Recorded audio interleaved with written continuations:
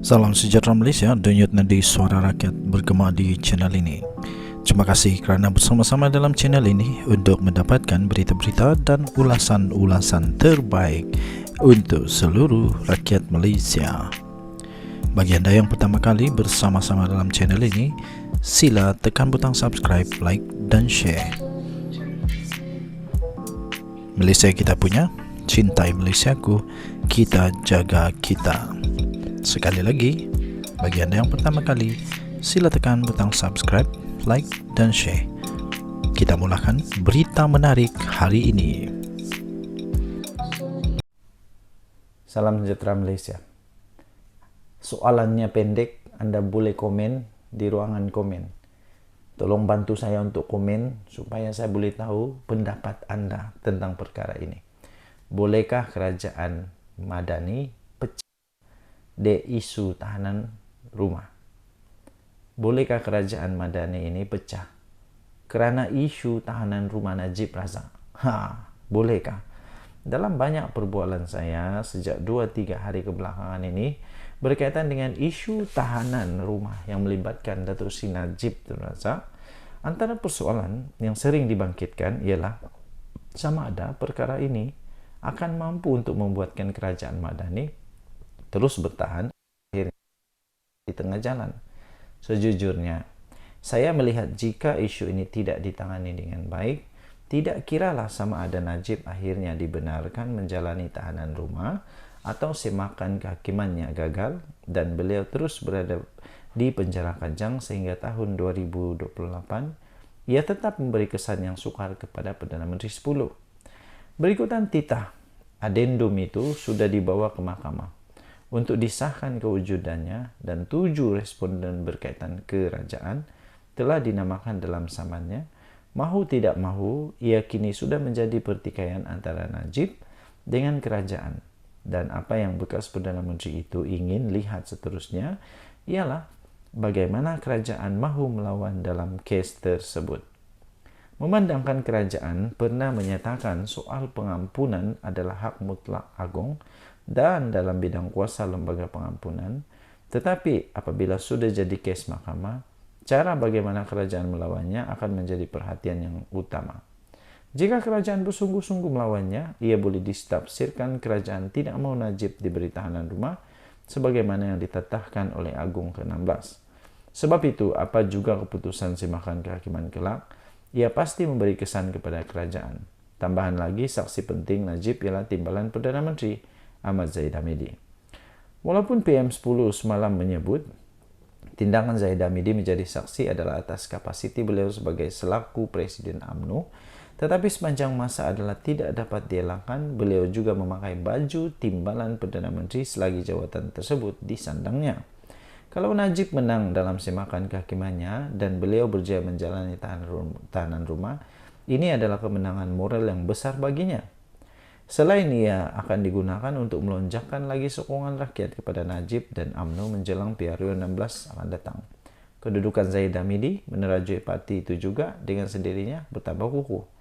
Keadaan itu mungkin mendorong UMNO membuat pelbagai tuntutan lain kepada Perdana Menteri 10 ini. Misalnya berkaitan dengan kes Mahkamah Rosmah Mansur, pembebasan sepenuhnya Zahid Hamidi dalam semua kes mahkamahnya yang masih belum selesai dihadapinya. Malah tidak mustahil desakan untuk Najib diberi pengampunan penuh sebelum PRU 16 beliau dibenarkan bertanding semula dalam pilihan raya tersebut. Jika ini berlaku, sokongan pengundi bandar, separa bandar dan pengundi bukan Melayu serta rakyat yang waras yang selama ini gigih berjuang menentang skandal 1MDB, mereka pasti akan menjauhkan diri daripada kerajaan dan PH. Walaupun UMNO mungkin mendapat sokongan lebih baik. Akhirnya PH akan menemui jalan sukar untuk memenangi PRU 16 akan datang.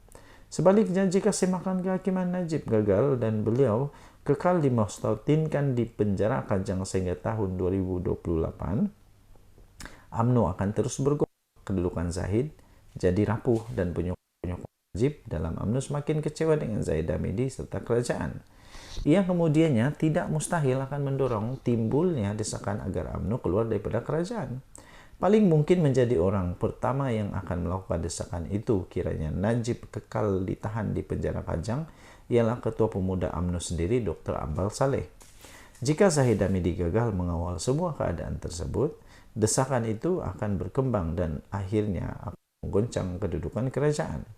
Kerajaan perpaduan akhirnya akan bertukar menjadi kerajaan perpaluan, di mana Palu memalu sesama sendiri tidak lagi dapat dielakkan. Maka kalaupun PM10 berjaya mempertahankan kerajaan Madani ini sehingga akhir penggal sebelum tibanya PR16, beliau akan menjadi Perdana Menteri paling pening kepala berbanding semua pendahulunya sebelum ini. Ditulis oleh Sabuddin Husin 20 April 2024. Denyut Nadi Suara Rakyat bergema di channel ini. Jangan lupa untuk tekan butang subscribe, like dan share. Malaysia kita punya, cintai Malaysia aku. Kita jaga kita jumpa lagi. Bye-bye. Salam sejahtera Malaysia. Wow. Sanusi bakal kerjasama dengan Datuk Seri Mahathir Khalid. Hebat ini. Betulkah Datuk Seri Mahathir Khalid akan bekerjasama dengan Mahathir Khalid? Itulah yang sekarang ini sedang diwar-warkan. Tetapi akhirnya Sanusi buka mulut. Sama ada dia boleh bekerjasama, maksudnya dia boleh melantik Mahathir Khalid kepada satu jawatan tertentu ataupun tidak. Jadi Sanusi berkata cadangan itu cadangan tak masuk akal. Menteri Besar Kedah Datuk Seri Muhammad Sanusi Madnor menyifatkan cadangan untuk melantik bekas Menteri Besar, yaitu Datuk Seri Mahathir Khalid, sebagai pengerusi bersama dalam tindakan pembangunan negeri MTPN sebagai tidak masuk akal. Kenapa tidak masuk akal Sanusi? Nah, mau tanya juga, kenapa dia rasa tidak masuk akal? Kalaulah Datuk Seri Mahathir Khalid itu boleh membawa perubahan kepada negeri Kedah yang baik, kenapa tidak mau bekerja sama? Takkan juga ego sangat. Beliau berkata ini karena pemilihan pengerusi bersama dibuat berdasarkan kepada puncak kuasa dan arahan Perdana Menteri Datuk Seri Anwar Ibrahim. Rupanya sebabnya di sini. Rupanya Datuk Seri Anwar Ibrahim namanya disebut juga di dalam artikel ini. Menurutnya, keperluan mewujudkan MTPN adalah untuk menyelaraskan projek pembangunan negeri di antara agensi-agensi negeri dan persekutuan yang merangkumi pelantikan menteri besar dan seorang menteri daripada persekutuan sebagai pengerusi bersama. Jadi, atas kapasiti apa mau ganti saya dengan Mahathir? Cadangan itu atas kapasiti beliau Mahathir sebagai apa? Wakil rakyat atau jawatan apa? Dia kata, Perdana Menteri menamakan Datuk Seri Saifuddin Nasution Ismail sebagai pengerusi bersama dengan saya. Itu puncak kuasanya. Lain daripada itu tidak boleh. Sebab itu saya kata, cadangan dia tak masuk akal langsung. Cakap tak guna otak. Kata Sanusi. Ini memang lucu juga lah. Tahu pula Sanusi kalau orang lain cakap tak pakai otak. Beliau berkata demikian pada satu sidang akhbar selepas hadir Rumah Terbuka Aidilfitri Kumpulan Perbankan Kemajuan Negeri Kedah PKNK. Kumpulan Perbadanan Kemajuan Negeri Kedah PKNK di sini Padahal. Sebelum ini Ketua Penerangan UMNO Kedah, yaitu Datuk Saiful Hazizi Zainul Abidin, telah mencadangkan agar Mahathir dilantik sebagai pengerusi bersama MTPN bagi memastikan projek-projek kerajaan persekutuan di Kedah berjalan lancar. Menurutnya, perkara tersebut wajar dipertimbangkan kerana selepas banyak projek lambat dan tertangguh disebabkan hubungan kerajaan negeri dan persekutuan yang tidak sehaluan. Sanusi menempelak sikap sembrono Saiful Hazizi yang didakwa beliau sebagai satu yang tidak meneliti puncak kuasa melibatkan arahan pekeliling tersebut.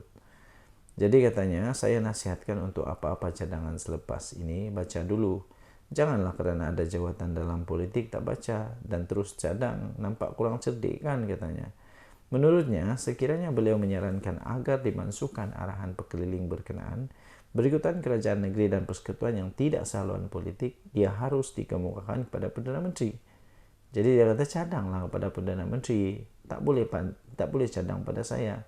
Jangan asyik berpolitik 24 jam, ujarnya. Siapa yang berpolitik 24 jam sebenarnya?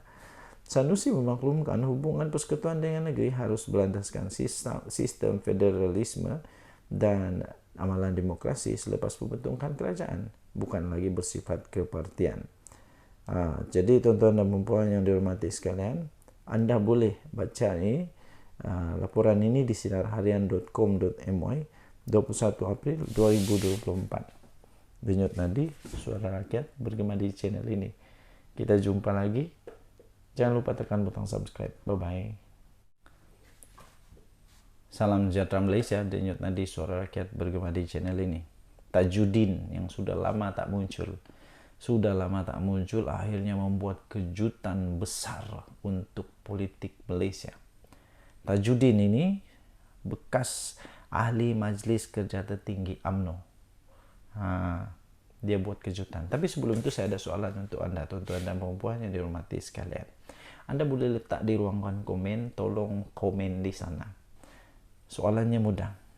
Kalau Tajudin bertanding semula, atas tiket apa sajalah, tiket UMNO kah, tiket PAS kah, Perikatan Nasional kah, kerajaan kah, masihkah ada aura menang untuk Tajudin? Masihkah ada aura menang untuk Tajudin? Bolehkah Tajudin masih menang lagi? Saya pikir era Tajudin mungkin sudah berlalu. Sebab itu Tajudin akhirnya membuat keputusan ini. Dia mengumumkan perkara yang mengejutkan seluruh Malaysia. Beliau berkata, cukuplah, saya dah tak nak bertanding lagi. Itu kata Tajudin.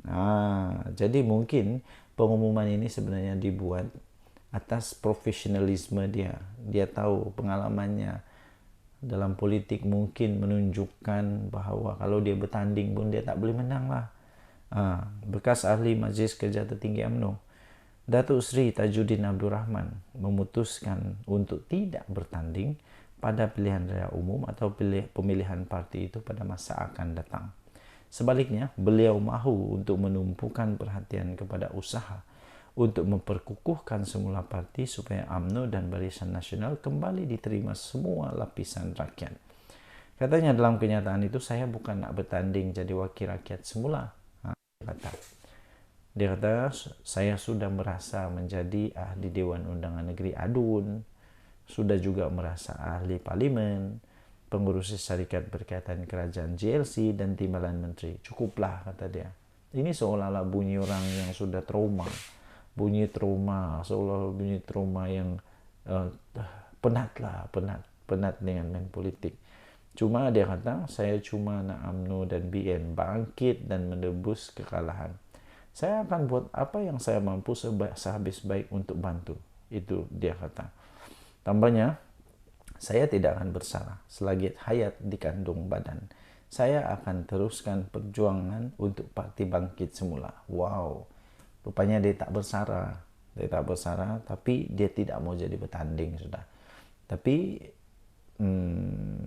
selagi belum selesai pilihan raya di dunia ini, selagi itu masih ada peluang untuk dia tiba-tiba bertanding pula manusia ni. Jadi dia kata kita masih ada masa untuk buat kerja untuk mengukuhkan parti. UMNO mampu bangkit jika betul tindakan yang diambil, katanya, ketika ditemui oleh pemberita pada majlis rumah terbuka Aidilfitri di kediamannya di Kampung Gajah. Tajudin yang kini digantung keahlian UMNO tidak menyalahkan parti atas hukuman itu dan meminta rakyat tidak meninggalkan UMNO. Wow, apa yang berlaku pada diri saya bukan kerana parti dan bukan kesalahan parti, dia kata. Yang buat salah adalah orang tertentu. Kenapa parti pula yang perlu dihukum? Wow, siapa maksud dia ni? Siapa yang dia kata orang yang tertentu itu? Adakah Zaid Hamidi kah? Najib Razak kah? Atau Isam Jalil kah? Atau Khairi Jamaluddin kah? Entah, saya pun tidak tahulah.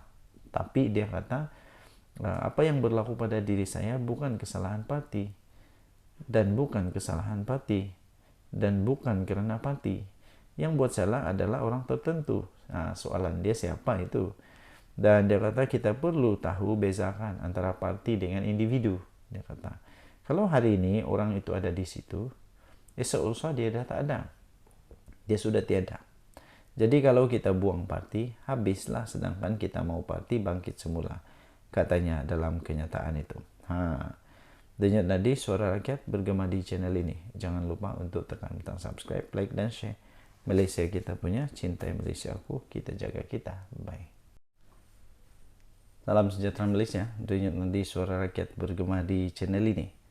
Saya nak bagi satu ulasan tentang kenyataan baru daripada Muhyiddin Yassin. Kenyataan baru daripada Muhyiddin Yassin yang saya rasa, ini rasa-rasanya lah, yang saya rasa masih lagi mau untuk cuba-cuba jadi Perdana Menteri kali kedua. Rakyat mau kan Muhyiddin jadi Perdana Menteri untuk kali kedua. Ingat lagi saya ada artikel daripada berita yang saya sudah lupa dari mana itu. Waktu itu dikatakan dalam sebulan 3 kali harga jam. Betul, betul. Aku maukan lagi rakyat Malaysia. Jadi tuan-tuan yang dihormati sekalian, Muhyiddin mendakwa kerajaan perpaduan retak menanti belah. Kenapa? Kalau kerajaan perpaduan retak menanti belah, kalaupun UMNO keluar daripada kerajaan, kenapa Muhyiddin boleh jadi Perdana Menteri kah? Hadiah Wang boleh jadi Perdana Menteri kah? Perikatan Nasional boleh jadi kerajaan kah? Ingat, Muhyiddin mungkin lupa, sudah ada orang yang keluar beri secara terbuka kepada Perdana Menteri Datuk Seri Anwar. Saya mau tanya saja, bersatu kah atau yang terbukti sudah berpecah belah ni bersatulah, sudah 6 keluar, 1 adun, dah 7. Jadi siapa yang teruk sebenarnya sekarang ini? Kerajaan ataupun bersatu? Muhyiddin patut untuk cermin apa pendapat anda dan perempuan. Siapa yang sudah retak bersatu kerajaan? Enggak. Ini berkenaan dengan Tita Aden Muhyiddin dakwa kerajaan perpaduan retak menanti belah. Perikatan Nasional mendakwa kerajaan perpaduan pada ketika ini sedang retak menanti belah. Susulan berbalahan Pemimpin Pakatan Harapan dan Barisan Nasional mengenai Tita Adendum. Presiden Parti Bersatu itu mendakwa pernyataan Perdana Menteri Datuk Seri Anwar Ibrahim dalam isu itu jelas persatuan mereka. Politik ada strategi, ada strategi juga yang pura-pura.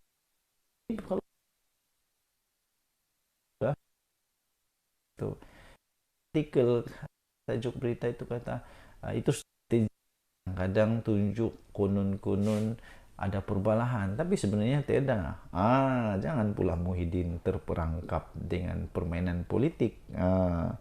Jadi kata Muhyiddin, setakat ini dikatakan 5 ke 6 menteri sudah buat kenyataan mengenai perkara ini. Tapi bila tanya Perdana Menteri, kata tak tahu dan enggan jawab. Memanglah, tak terus Ibrahim kata tahu dan sempurna. Ini bukan urusan Perdana Menteri. Ini bukan urusan Perdana Menteri. Kalau jadi ini urusan mahkamah, urusan pihak-pihak tertentu. Jangan kacau Perdana Menteri Datuk Seri Anwar Ibrahim buat kerja dia Perdana Menteri. Jangan kacau. Dan satu lagi, kalau 5 ke 6 menteri sudah buat kenyataan, jadi kenapa? Ada apa? Apa sebenarnya? Kalau 5 ke 6 menteri ini buat keputusan untuk letak jawatan pun atau tarik diri daripada kerajaan perpaduan pun, Zahid Hamidi mahu. Dan kalau 5 orang ini letak jawatan pun, ini keputusan pada UMNO keluar daripada perpaduan. Zahid berani kah untuk keluar daripada kerajaan perpaduan dan bersatu ataupun bergerak sendiri? Beranikah? Menurut Isyam Jalil